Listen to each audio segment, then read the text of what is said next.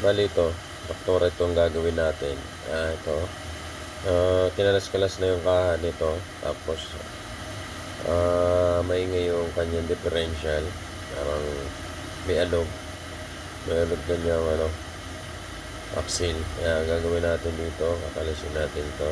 Napakita ko sa inyo kung paano kalasin to. At ako, ano problema nito. Kasi yan, i-inspection nga natin yan kung ano pa ang dapat mapapalitan dyan. Makikita nyo na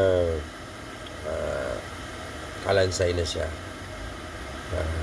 Para ating magawa, isa-isay natin yan. Hihimay natin uli itong mga ito. Traktora to kung farm pang ng pangararo ng lupa, pandurog ng lupa. Umpisa na natin yan. Thank you. Ito tuturo ko ang sira. Ito, ang sira nito yung bearing no real differential.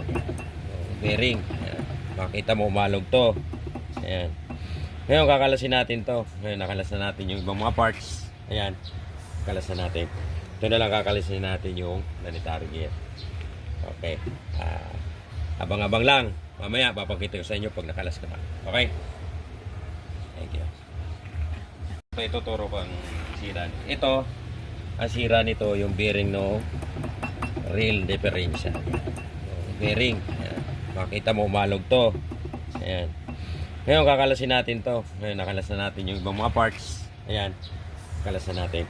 Ito na lang kakalasin natin yung planetary gear. Okay.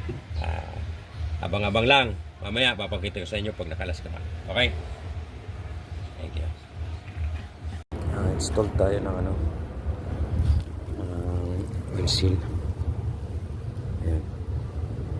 So mahirap to kasi una-una sa loob yung hub. Tapos may sleeve siya. Ayan, may sleeve. Tapos yung oil seal nya pati haya nakakabit pa ganun. Ayan, ganun. Ganun ang kabit nya. Tapos papasok mo siya dun sa sleeve. Ayan, ganyan. Yun ang lapat nya.